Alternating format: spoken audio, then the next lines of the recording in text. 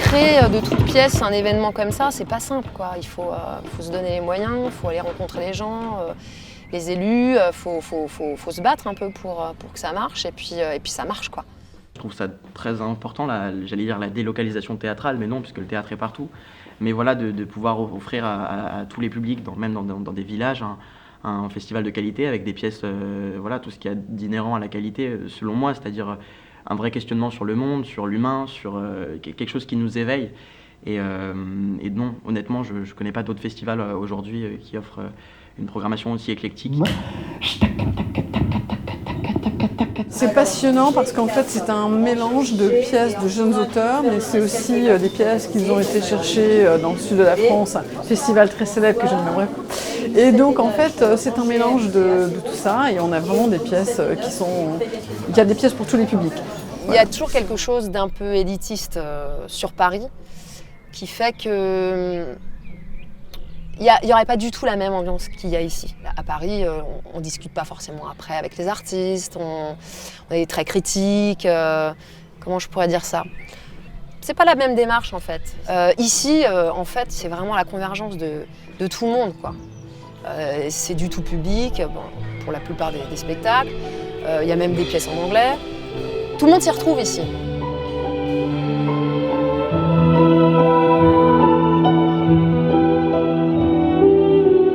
On est à la fois localement implanté, on est des bénévoles et en même temps, je veux dire, on se frotte à des œuvres universelles. Je pense que le théâtre met un peu, en tout cas ce théâtre-là anglais surtout, va mettre en jeu des questions qu'on se pose souvent à l'intérieur, mais qui sont passées comme des nuages, quoi, qui sont passées comme des émotions.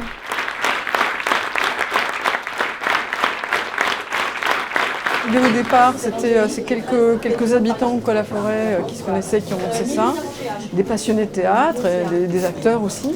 Et en fait, c'est devenu un rendez-vous qui est un rendez-vous très sympathique pour les Cognins. C'est un moment de rassemblement aussi. C'est un moment où on se retrouve. Et donc, ça crée une très bonne dynamique entre les gens du village, mais ça a dépassé le village, parce qu'il y a aussi des gens de tous les environs qui viennent. Même plus qu'un bel avenir, je souhaite que ce festival soit éternel, et vraiment c'est très important de continuer à faire du théâtre et à faire voyager les gens avec des textes, avec des réflexions, des pièces, et que les petits comme les grands puissent s'y identifier et voyager, et surtout rêver, parce qu'on a pas mal besoin de rêver en ce moment.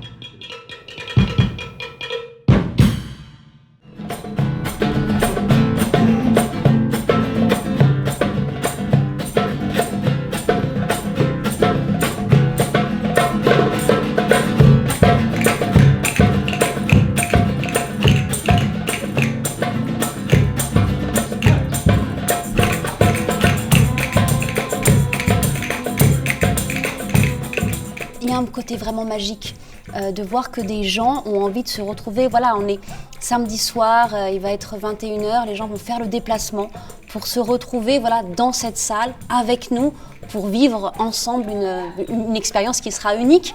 Donc voilà, d'être vraiment dans cet échange humain.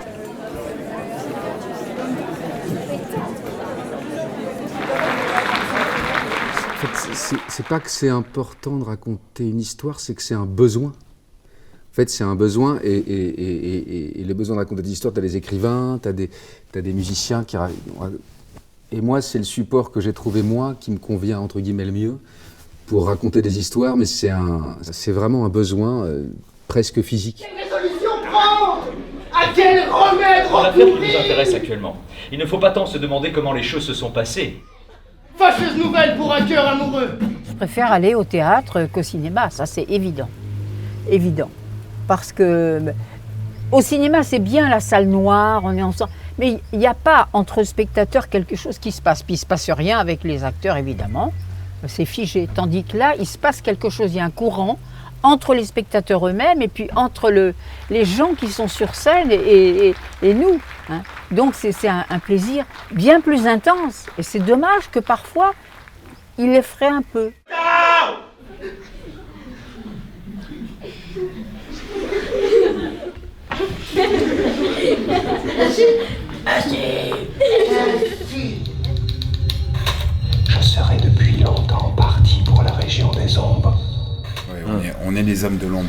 public, mais pas pour les compagnies. Exactement, très belle formule. Vraiment.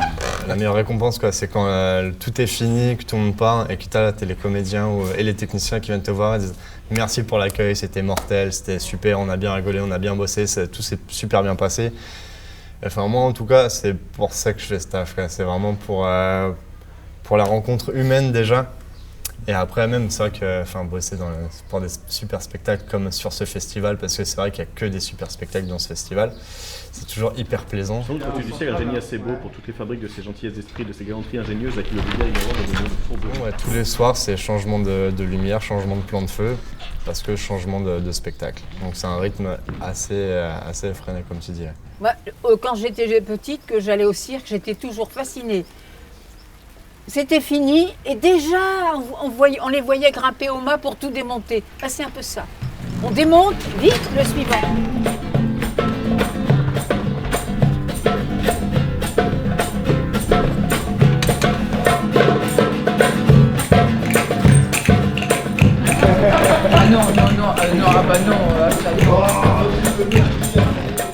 Après, on peut très bien ne pas me raconter une histoire. Et ça peut aussi être quelque chose d'uniquement visuel. Et voilà, j'ai envie, en tout cas, j'ai envie de voyager. Voilà, même si après l'histoire, je la comprends ou je la comprends pas, ça dépend de ce que je vais voir. Mais j'ai envie de voyager, j'ai envie de rêver.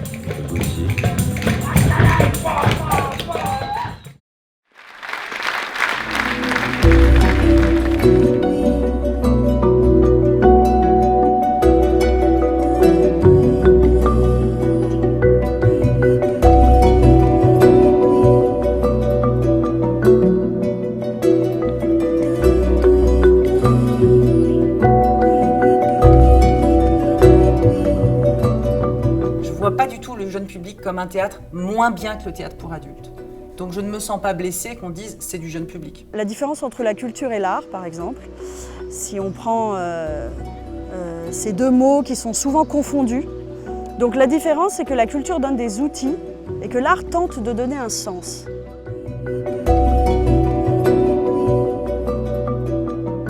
C'est au théâtre et au musée et dans la musique et dans les arts que les jeunes et les moins jeunes peuvent essayer de se forger une opinion, un esprit critique et tenter de donner un sens à ce que nous faisons.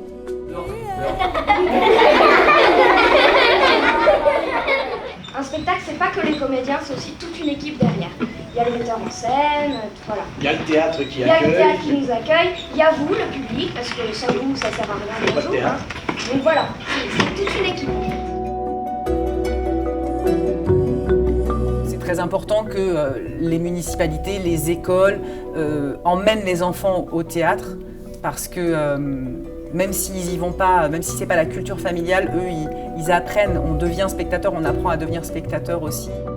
Il touche tous les publics, à commencer par les enfants, les ados, les lycéens. Et donc le festival fait en sorte de favoriser ça et nous, on les aide autant qu'on peut.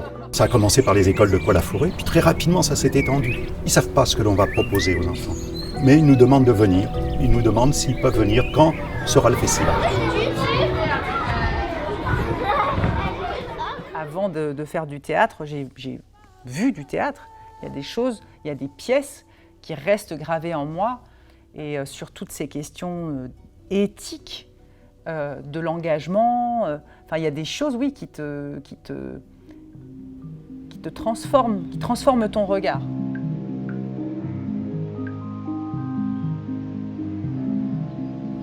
La vérité, c'est ce qu'on croit qui est vrai.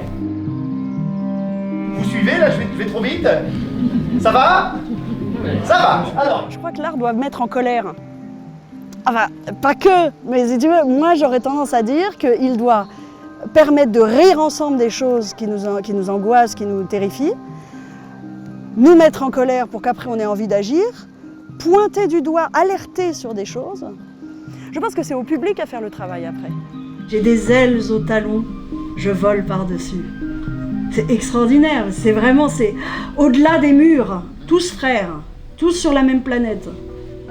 qu'aujourd'hui le festival, c'est presque un festival professionnel et que les bénévoles qui ont commencé il y a longtemps avec ce festival n'étaient finalement que des bénévoles et qu'aujourd'hui ils ont acquis de vraies compétences professionnelles et que pour que le festival se poursuive, il faut aussi de nouvelles personnes qui apportent ces compétences-là, de véritables compétences professionnelles. Dans 3 ans, voyons, qu'est-ce qui se passe dans 3 ans? Là, on vient de faire le 37e, dans 3 ans, ça va être le 40e. 40e festival, 40 ans de festival de théâtre, uniquement de théâtre. Ça, je crois que ça mérite de se fêter. Et donc, on va faire ce qu'il faut pour que ce soit la grande fête du théâtre.